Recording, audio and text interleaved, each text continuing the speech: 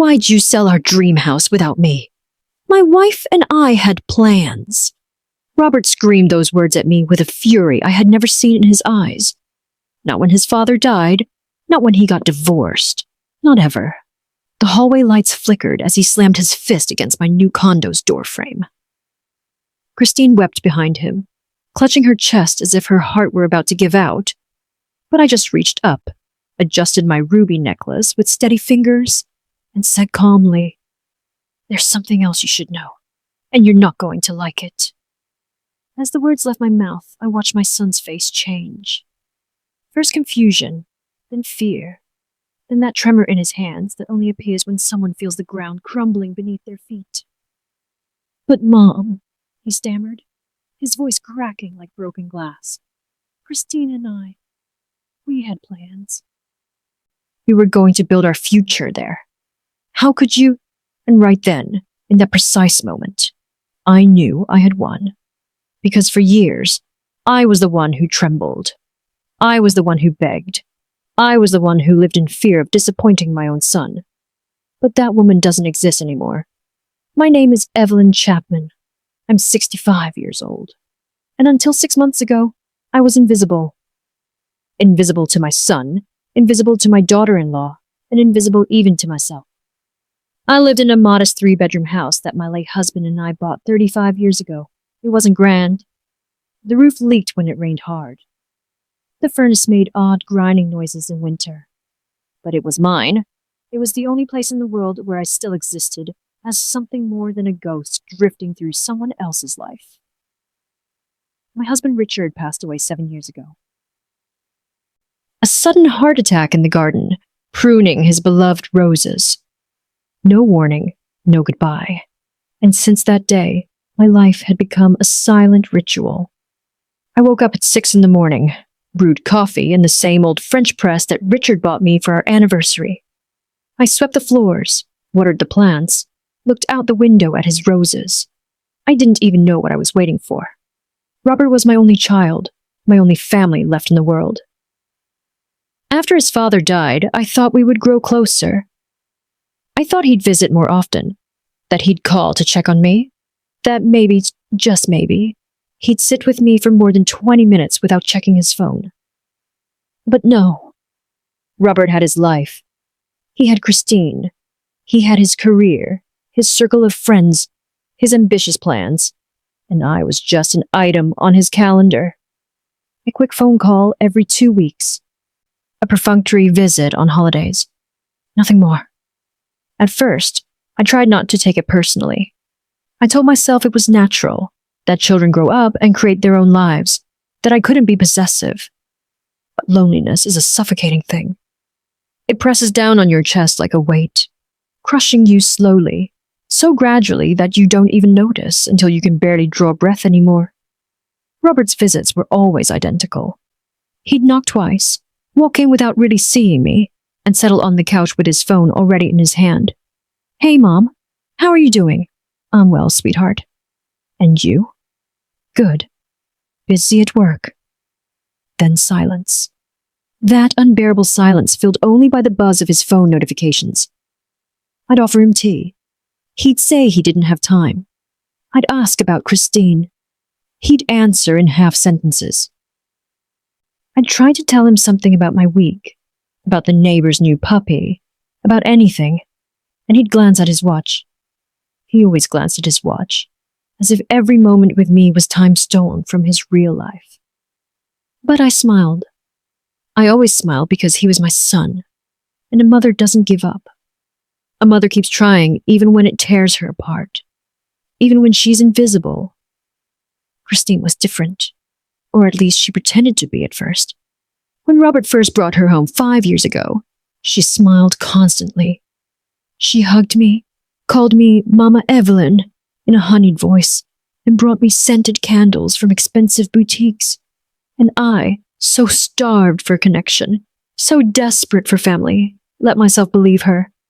I thought I finally had someone else. The daughter I never had, someone to share recipes with, someone to laugh with. But the candles burned out, and with them, Christine's performance crumbled too. Little by little, I started noticing the glances, those sharp, assessing looks when she thought I wasn't watching, the way her smile never quite reached her eyes, the subtle sighs when I spoke, the way she'd exchanged knowing glances with Robert, as if I were a problem they had to manage together. And then came the day they suggested the dream house. To understand why Robert is screaming in my hallway today, you need to know what happened 6 months ago. The house where I lived for 35 years was never meant to feel like a prison, but that's what it became after Richard died.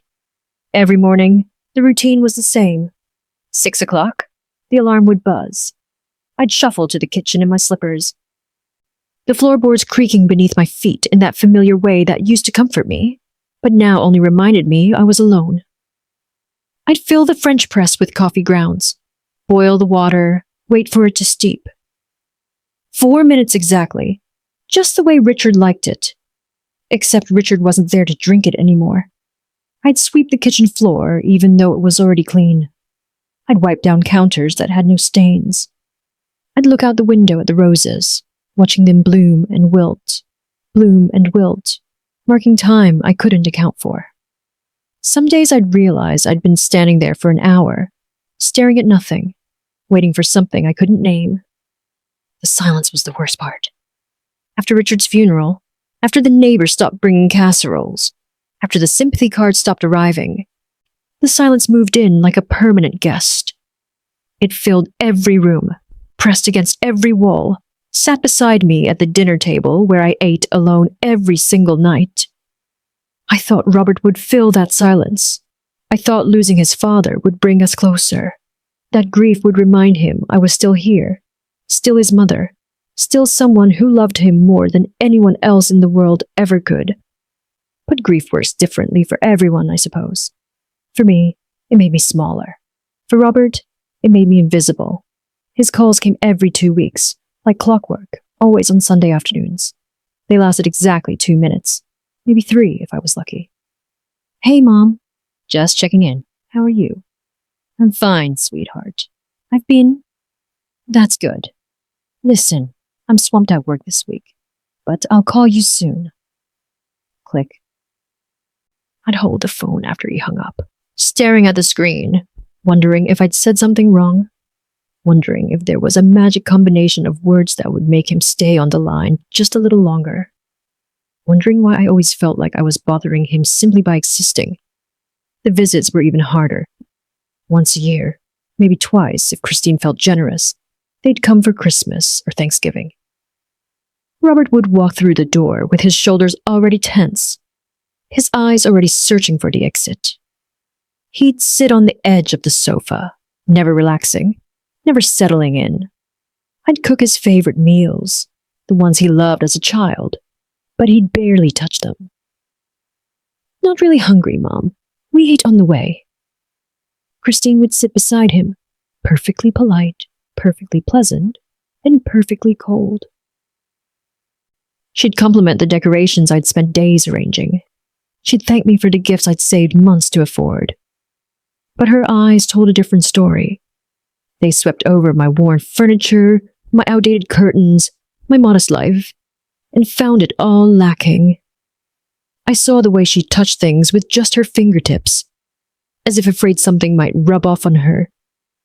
I saw the way she'd lean into Robert and whisper behind her hand, both of them glancing at me like I was a problem to be solved. And I felt the shame of it. The shame of being old, of being alone, of being less than what they wanted me to be.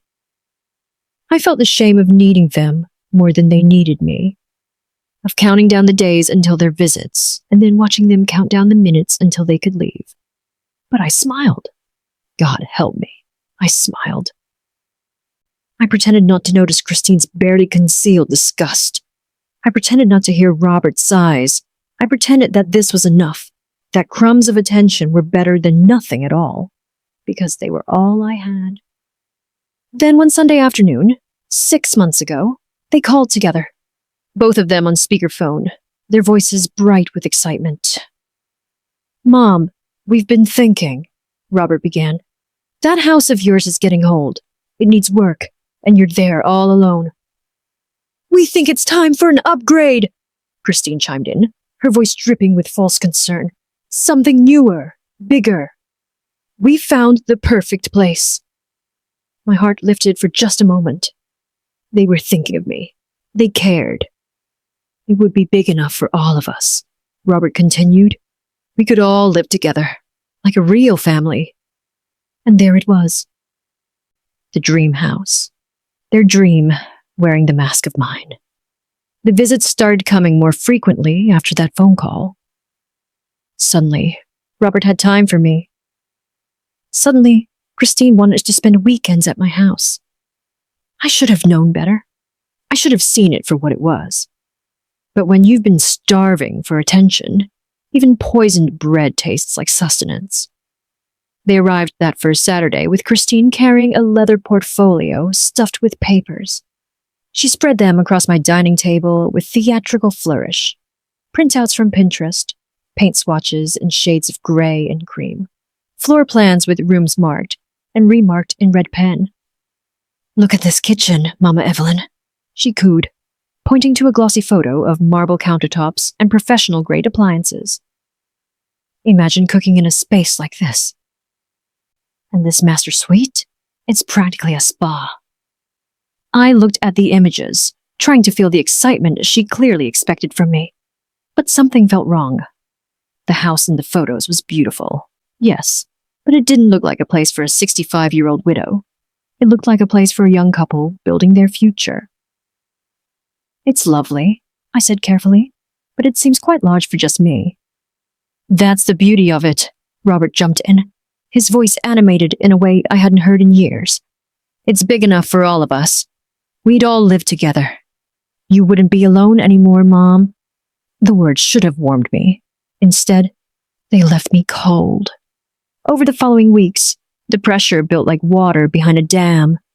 They came every weekend now, always with new plans, new ideas, new reasons why I needed to sell immediately.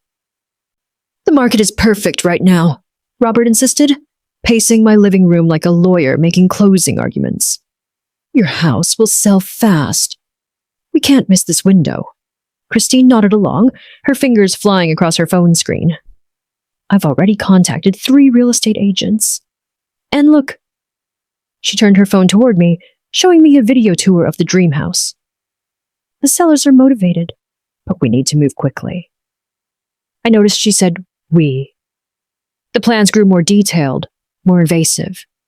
Christine showed me where her vanity would go, in the master bedroom's ensuite bathroom. Robert talked about converting one of the spare rooms into a home office for his consulting work.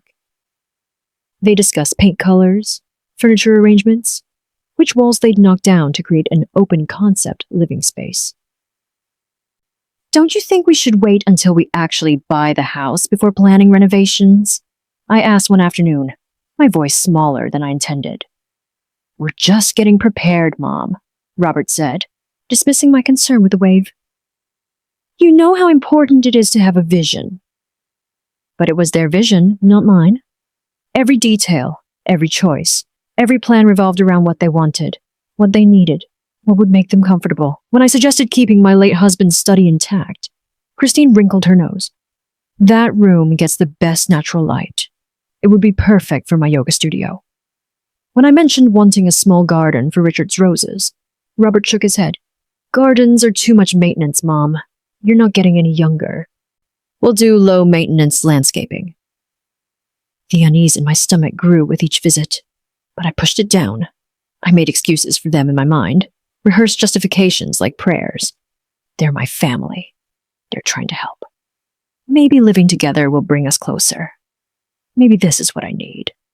Maybe I'm just being stubborn and old-fashioned. Robert started referring to the house as though the sale were already complete, as though my agreement were a foregone conclusion. When we move into the new place, after Mom sells her house, and we get our house, in our master bedroom. Our house, our bedroom, our future. I was just the key that would unlock the door. One Thursday afternoon, they came by unannounced. I was in the kitchen making tea when I heard them in the living room, their voices low but animated.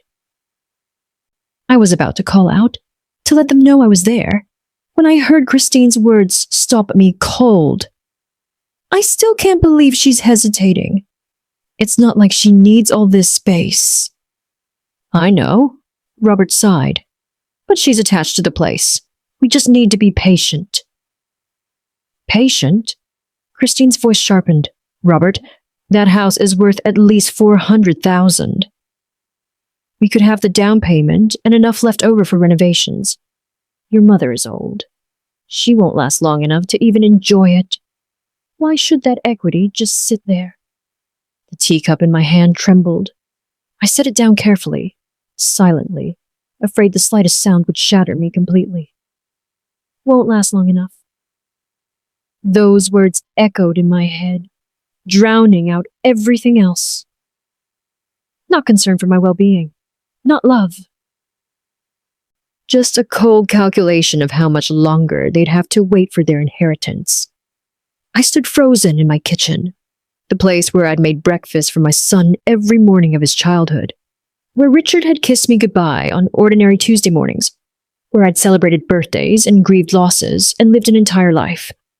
And in that moment, something inside me that had been bending for years finally snapped. But I didn't storm into the living room. I didn't confront them. Instead, I walked quietly to my bedroom, closed the door, and sat in the darkness. A plan was already forming in my mind, a plan that would change everything. 3 days later, they returned. I heard Robert's key turning in my front door. The spare key I'd given him years ago for emergencies. Apparently, visiting his mother no longer required the courtesy of knocking. I was in the kitchen preparing tea, the same ritual I'd performed 1,000 times before. Earl Grey for me, chamomile for guests, arranged on my mother's old silver tray with the delicate china cups Richard had given me for our 20th anniversary. As I lifted the tray, I heard laughter from the living room. Not polite laughter, not the restrained chuckles people make in someone else's home. This was the unguarded, comfortable laughter of people who believed they were alone. I stopped in the hallway, just beyond the doorway where they couldn't see me. I'm telling you, the master suite is going to be incredible. Christine's voice rang with excitement. Once we knock out that weird little closet, we'll have room for my vanity and a reading nook. I've already picked out the perfect chandelier. What about the bathroom? Robert asked. Complete gut job. His and hers sinks, a rainfall shower, maybe one of those Japanese soaking tubs. She paused, and I could hear papers rustling. Oh, and I want to extend the walk-in closet into that adjacent bedroom. I need proper storage for my wardrobe. My hands began to tremble. The teacups rattled softly against the tray. You really think she'll go for all this? Robert's voice carried a hint of uncertainty. Christine laughed, a sharp, brittle sound. She doesn't need to go for anything, Robert. The house will be in our name. We'll be the ones paying the mortgage. She'll just be living there. Still, look, your mother is old. Give it 10 years, maybe less, and the house will be ours fully. No shared equity, no complications. We just need to be patient and keep her feeling included in the process. 10 years, maybe less. The tray slipped in my hands. Hot tea sloshed over the rim of one cup, scalding my thumb. I barely felt it. The cup itself tipped, crashing against the saucer with a sound that seemed deafening in my ears. But they didn't hear it. They were too absorbed in their plans, their future, their house built on my grave. My heart hammered against my ribs so hard I thought it might crack them. My vision blurred at the edges, narrowing to a single pinpoint of devastating clarity. This is what I am to them. Not a mother, not a person, just an obstacle with an expiration date. Just equity waiting to be unlocked. Just someone in the way of what they really want. Every sacrifice I'd made came flooding back. Every birthday party I'd planned. Every scraped knee I'd kissed. Every nightmare I'd soothed away. Every lonely night after Richard died, when I told myself Robert was just busy, just overwhelmed, just needed time. Every visit where I pretended not to notice his impatience or Christine's contempt. All of it. All of it for this. To be calculated in years. To be tolerated until I was no longer inconvenient. I stood there in the hallway, my hands still shaking, tea dripping onto the hardwood floor Richard had refinished with his own hands. And something inside me, something that had been bending and bending for 7 long years, finally broke. But it didn't break into pieces. It broke into clarity. I set the tray down on the hall table, moving with deliberate quietness. My hands were steadier now, guided by something new, something cold and certain. I walked past the living room doorway without announcing myself, without confronting them, without giving them the satisfaction of my tears. I went to my bedroom, closed the door, and sat on the edge of my bed in the growing darkness. The sun was setting outside my window, casting long shadows across the floor. For a long time, I just sat there, breathing, in and out, in and out. And then, in the silence of my room, in the house where I had loved and lost and somehow survived, I whispered 2 words that would change everything. No more. No more shrinking. No more apologizing for existing. No more making myself smaller so they could feel bigger. I stood up, walked to my desk, and opened my laptop. My hands didn't shake anymore as I typed into the search bar. Real estate agents near me. This was my house, my equity, my life. And I was taking it back. The next morning, I made a phone call that would set everything in motion. But I couldn't let Robert and Christine know what I was planning. Not yet.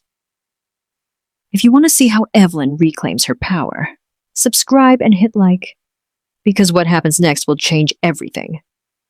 The first thing I did was buy a voice recorder, a small, discreet one that fit in my cardigan pocket. I tested it that evening, speaking softly into the microphone. My name is Evelyn Chapman, and this is my insurance policy. When Robert and Christine visited 2 days later, I was ready. The recorder was already running when they walked through my door, already capturing every word as Christine spread new floor plans across my coffee table. And Robert talked about our equity position and optimal timing for the market. I smiled. I nodded. I asked questions I already knew the answers to, and I recorded everything. Their assumptions, their calculations, their casual dismissal of my feelings. Every conversation became evidence. Every visit another entry in my growing archive of their true intentions. I wasn't angry anymore. Anger is hot and impulsive, and what I felt was cold and methodical. I was building a case. 3 days after I started recording, I met with Margaret Chen, a real estate agent I found through an online search. We met at a coffee shop 3 towns over, far from anywhere Robert or Christine might see us. How quickly can you sell a house? I asked her. Margaret studied me over her reading glasses. Depends on the property and the market. What are we talking about? A 3-bedroom in Riverside. Well maintained. Original hardwood floors. Updated kitchen, large lot. I slid a folder across the table containing photos and documentation, and I need it done quietly. She understood immediately. She didn't ask questions. She simply said, I can list it off market first. Private showings. We'll have offers within a week. She was right. 5 days later, I had 3 offers. I accepted the highest one, $425,000. More than enough for what I needed. The packing happened in stolen moments.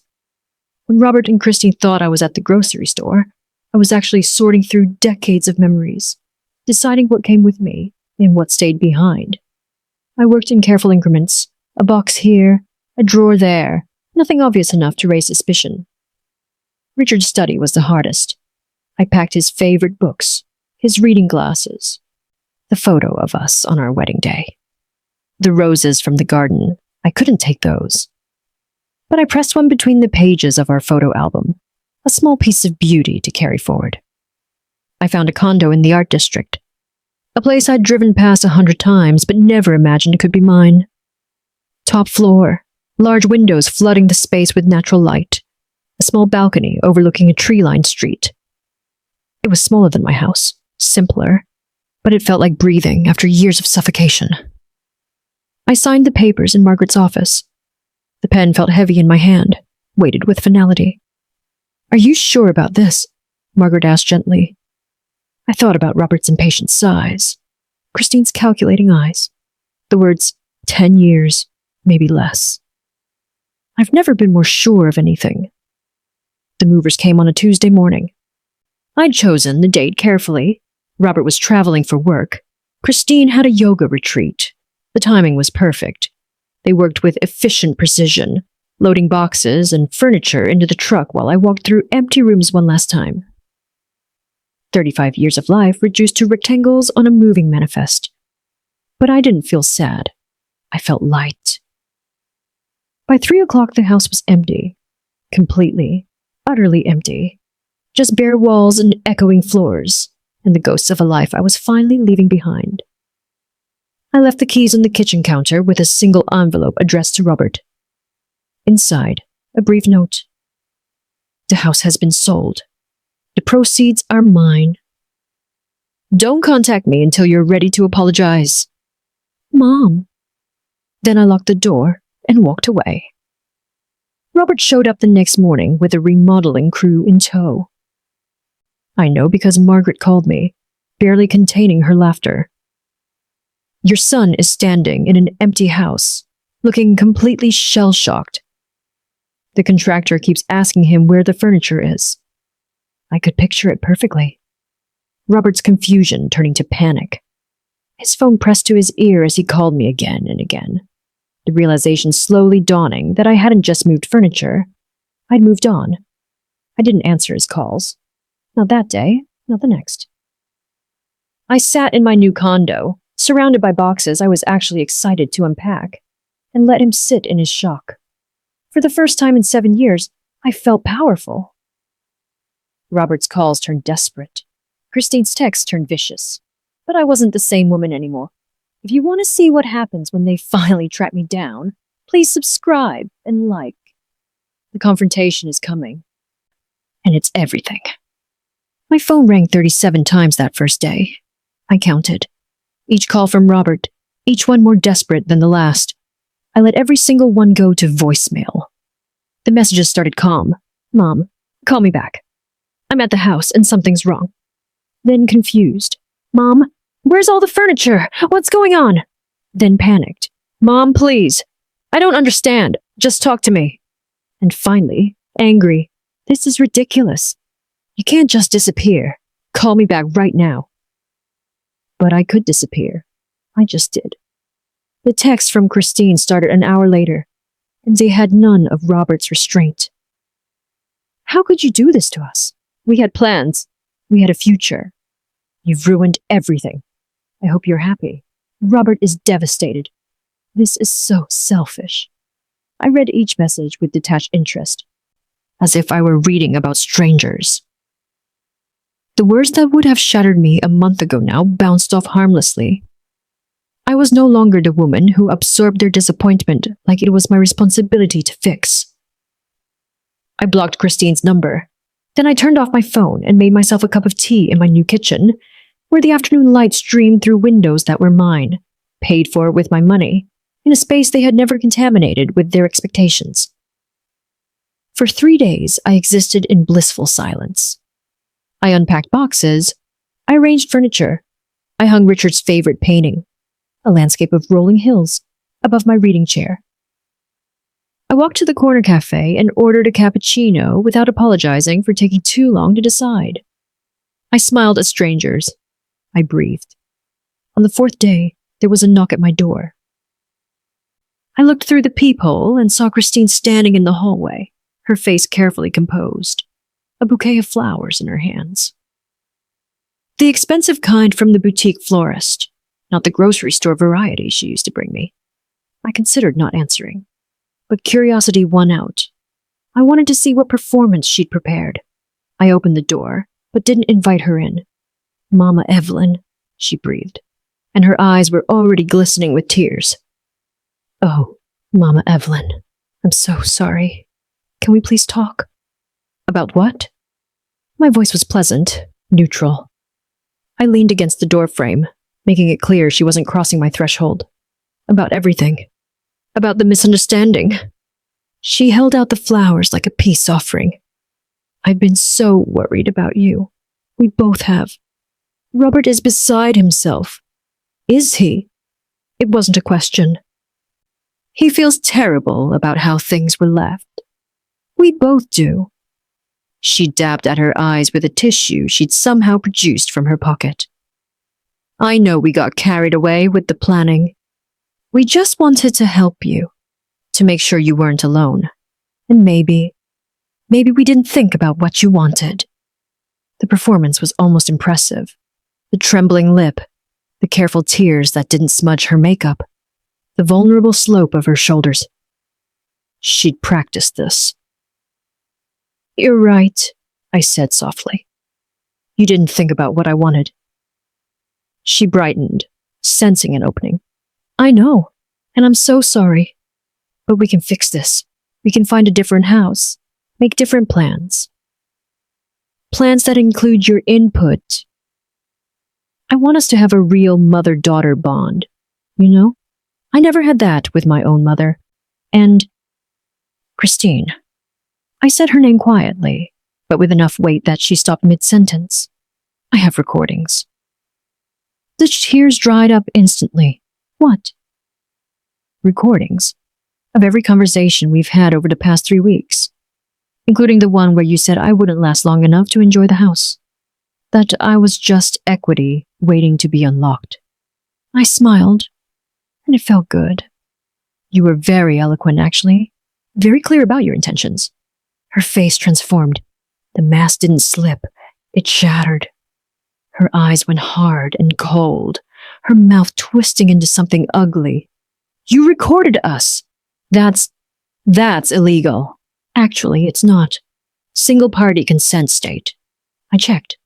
I kept my voice steady, calm. I have every word, every plan, every calculation. So if you're thinking about trying to paint me as the villain here, I'd reconsider. She stared at me, and I could see her mind racing, searching for a new angle, a new manipulation. But she was dealing with a different Evelyn now, one who had learned to see the game. You selfish bitch, she finally hissed, dropping the flowers. They hit the floor with a soft thud, petals scattering. You've ruined everything. No, I said. I've saved myself. There's a difference. She opened her mouth to say something else, but I was already closing the door. Her shout of frustration was muffled by the solid wood between us. I locked the deadbolt, picked up the scattered flowers, and threw them in the trash. Then I walked to my balcony and stood in the fading light, feeling something I hadn't felt in years. Strong, certain, free. My hands weren't shaking. My heart wasn't racing. I wasn't second-guessing or apologizing or making myself smaller. For the first time since Richard died, I felt like myself. But Robert wasn't done, and what happened next would test everything I'd built. The real reckoning was still coming, and you won't believe how it unfolds. Keep reading to see what happens when a son finally faces the mother he underestimated. I didn't hear from Robert for 2 weeks after Christine's visit. But I heard about him. Through Margaret, who heard from a neighbor, who heard from the real estate agent who tried to show my old house before discovering it was already sold. Apparently, Robert and Christine were at war. Their fights could be heard through the walls of their apartment. Screaming matches about whose fault it was, who pushed too hard, who miscalculated. Christine blamed Robert for not securing the house before making plans. Robert blamed Christine for being too obvious, too greedy. Both blamed me for being ungrateful. Neither blamed themselves for treating me like an asset instead of a person. The marriage that had seemed so solid, or at least so mutually beneficial, crumbled under the weight of their shared entitlement. When you build a partnership on what you can take from others, what happens when the well runs dry? 6 weeks after I moved, Christine left. She filed for divorce the same day she moved out, citing irreconcilable differences. The papers were served to Robert at his office, Professional, efficient, and cold as ice. 2 months later, I received a letter. Not from Robert, but from Christine. It arrived in a cream-colored envelope with no return address, forwarded through Margaret's office. I almost threw it away, but curiosity, again, won out. The letter was brief and surprisingly honest. Evelyn, I won't apologize because we both know I don't mean it. But I will be honest with you, perhaps for the first time. I married Robert for stability. He had a good job, a clear future, and a mother with valuable property. I saw a path to the life I wanted, and I took it. When that path closed, so did my interest in the marriage. You were smarter than I gave you credit for. I underestimated you, and that's on me. I hope you enjoy your new life. At least one of us got what we wanted. See, I read it twice, then tucked it into a drawer. Not as a keepsake, but as a reminder that some people will never see you as fully human, only as what you can give them. Meanwhile, Robert was falling apart. I learned this from Margaret's neighbor, who worked at the same company as Robert. He'd started missing meetings, coming in late, leaving early. His work suffered. His temper grew short. Colleagues whispered about outbursts, about him snapping at subordinates over minor mistakes. He was losing control of his carefully constructed life, and he didn't know how to stop the slide. It was his boss who finally insisted he take a leave of absence and get some help. The kind of suggestion that's really a requirement. Robert started therapy in November. I know because he finally called me, 3 months after I'd moved, and told me so himself. His voice on the phone was different, smaller, uncertain. Mom, it's Robert. I'm not calling to ask for anything. I just wanted you to know I'm in therapy. I'm trying to figure things out. I didn't respond immediately. I let the silence stretch. I've been talking about you, about Dad, about how I treated you after he died. His voice cracked. My therapist asked me when I stopped seeing you as a person and started seeing you as an obligation. I couldn't answer her. And now, I asked quietly. Now I'm trying to understand why I couldn't answer. Why it was so easy to dismiss you. Why I let Christine. He trailed off. I'm not asking for forgiveness. I don't deserve it. I just wanted you to know I'm trying. We talked for 17 minutes. The longest conversation we'd had in years. He didn't make excuses. He didn't ask to visit. He simply acknowledged what he'd done and what he was doing to change. When we hung up, I sat with the phone in my hand for a long time. 3 weeks later, he called again. Then 2 weeks after that. Small conversations, careful ones. He told me about therapy sessions, about realizing how much of his identity had been tied to what he thought he was supposed to achieve, about how Christine's departure had forced him to look at who he'd become. I'd like to see you, he said on the 4th call, not to ask for anything, just to see you, to talk in person, if you're willing. I thought about it for a long time, about whether I was ready, about whether he was ready, about whether some bridges, once burned, could ever be rebuilt. All right, I finally said. Come Saturday, 2 o'clock. Just me, he said quickly. Christine's gone. It's just me now. I know, I said. That's why I'm willing to see you. What happened when Robert walked through my door would change both of us forever. The apology I'd waited years to hear was finally coming. But would it be enough?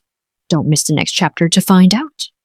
Saturday arrived with clear skies and the kind of crisp air that makes everything feel sharper, more defined. I'd been awake since dawn, not from anxiety, but from anticipation. I was curious, I realized. Curious about who Robert had become, curious about whether change was real or just another performance. I'd spent the morning in my art class, a watercolor session focused on light and shadow.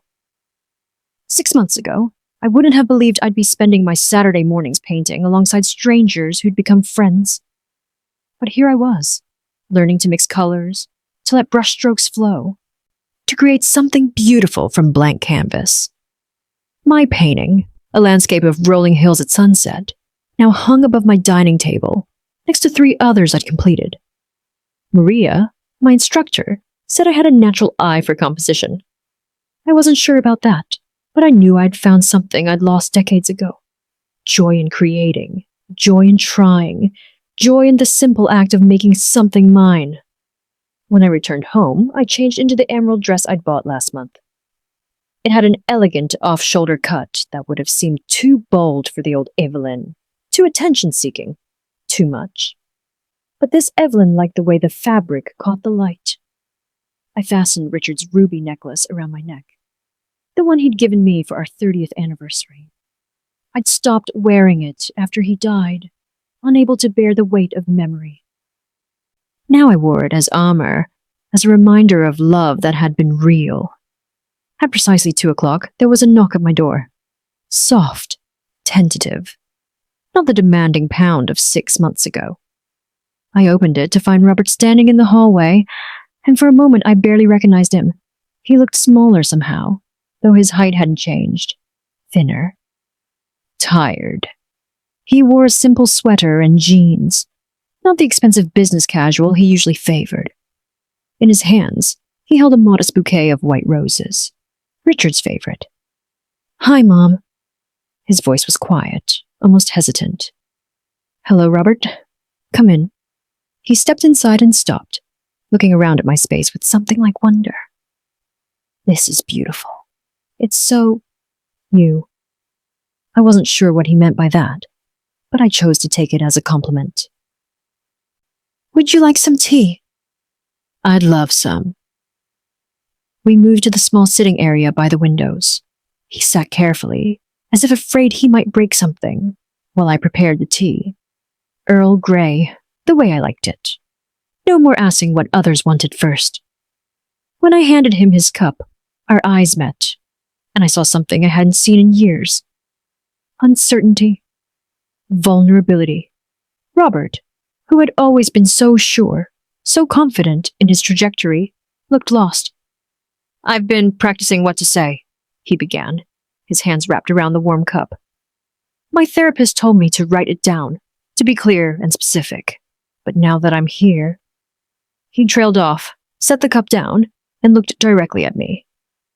"I was a terrible son." The words hung in the air between us. After Dad died, I told myself I was handling it, that I was moving forward, that I was being strong. But really, I was just running. From grief, from guilt, from the fact that I didn't know how to be there for you. His voice wavered, and somewhere along the way, I stopped seeing you at all. You became this obligation, this problem to manage, and I let Christine reinforce that. Let her treat you like an asset, because it was easier than confronting what I'd become. I said nothing, letting him continue. The house thing, God, the house thing was so much worse than you even know. We had spreadsheets, Mom. Spreadsheets calculating equity and timeline, and he stopped, his jaw clenching. I was measuring your life in financial terms. What kind of person does that to their own mother? Someone who forgot who he was, I said quietly. He looked up at me, eyes shining. Therapy has been hell. Do you know what it's like to realize you've been cruel? Not in some dramatic, obvious way, but in small, daily cruelties. The phone calls I cut short, the visits I rushed, the way I made you feel like loving me was a burden. A tear slipped down his cheek. I'm so sorry, Mom. I'm so deeply, profoundly sorry. I set my own cup down, buying myself a moment. Part of me wanted to say it was okay, to smooth this over the way I'd smoothed over everything for years. But that wasn't honest, and this moment deserved honesty. Thank you for saying that, I said finally. It means something that you can see it now. But Robert, you need to understand, I'm not the same woman I was. I can't be. I won't be. I know. He nodded quickly. I don't want you to be. I want... He paused, searching for words. I want to know who you are now. I want to rebuild something Slowly, if you'll let me. Not the old dynamic. Something new. Something real. I looked at my son, really looked at him, and saw genuine remorse.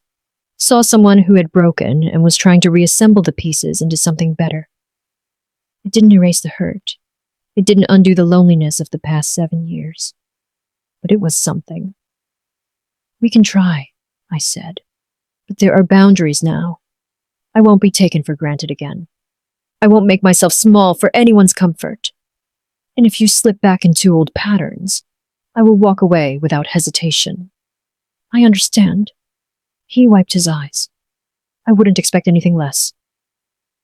You're amazing, Mom. This place, your art, the way you're dressed, you look happy.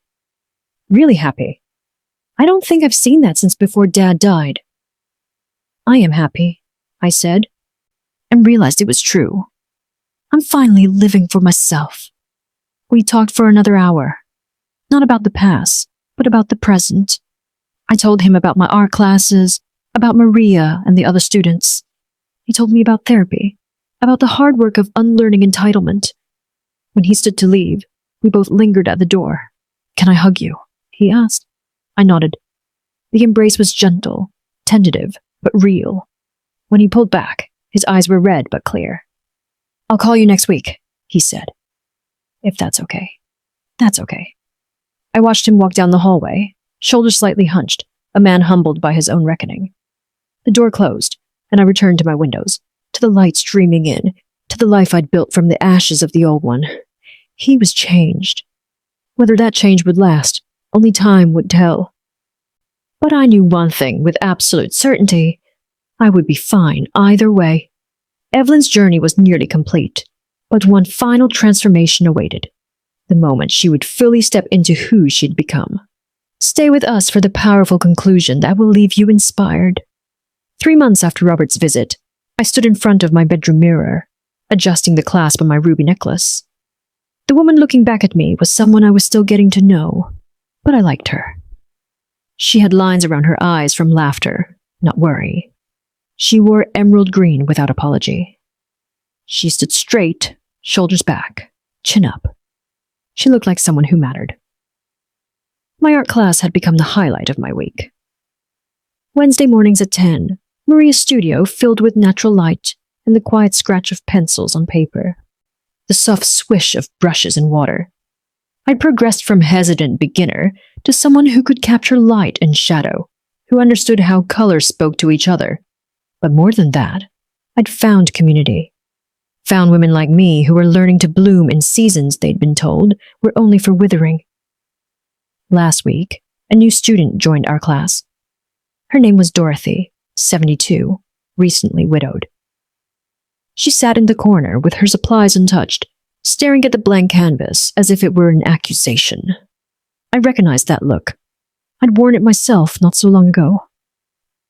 During the break, I brought her tea and sat beside her. It's intimidating, isn't it? All that white space. She nodded, eyes filling with tears. My husband died 6 months ago. My daughter thinks I should move in with her family, but I don't want to be a burden. I don't know what I want anymore. I understood every word she didn't say. The fear, the uncertainty, the terrible weight of becoming invisible to the people who should see you most clearly. Start with one brushstroke, I told her gently. Just one. You don't need to know where the whole painting is going. You just need to make one mark and see where it leads. She looked at me, really looked at me, and something in her face shifted. Did someone tell you that when you were starting? No, I said. I had to learn it the hard way, but you don't have to. By the end of class, Dorothy had filled her canvas with bold strokes of blue and gold. A sunrise, she said. A new beginning. When she left, she hugged me and whispered, "Thank you for seeing me." I understood then what I'd become. Not just a woman who'd reclaimed her life, but a woman who could help others reclaim theirs. I'd become the person I'd needed when I was lost. The person who could say, "You are not invisible," You are not a burden. You are not too old to begin again. That evening, I stood on my balcony watching the sun set over the art district. The sky blazed with orange and pink, the kind of colors I'd learned to capture on canvas. Below, the street hummed with life. People walking dogs, couples holding hands, a street musician playing guitar. I thought about the woman I used to be, the one who swept empty floors and waited for phone calls that never satisfied. The one who made herself small so others could feel big. The one who believed her value was measured by how much she could give, how little she could need, how invisible she could become. That woman was gone. In her place stood someone new, someone who had learned that love without respect is manipulation. That family is more than blood. It's how you're treated. That it's never too late to choose yourself. I thought about Robert, slowly rebuilding himself in therapy. About Christine, wherever she was, chasing the next opportunity. About Richard, whose memory no longer felt like an anchor, but like a blessing. About Dorothy and the other women in my class. All of us learning that the second half of our lives could be lived on our own terms. I adjusted my ruby necklace one more time and smiled. I rebuilt myself from the rubble of who I used to be. I am no longer afraid of disappointing people who never valued me. I am no longer invisible, not to others, and never again to myself. The evening air was cool on my skin as I stepped inside to pour myself a glass of wine. Through my windows, the city lights began to twinkle like stars brought down to earth. My paintings hung on the walls. My books filled the shelves. My life, finally, was my own. I was 65 years old, and I was just beginning. Strong, graceful, fully alive. If Evelyn's story moved you, it's because somewhere inside, we all know what it means to be unseen. Share this story with someone who needs to remember their own strength. And remember, it's never too late to reclaim your life. You are not invisible. You matter, and you deserve to choose yourself.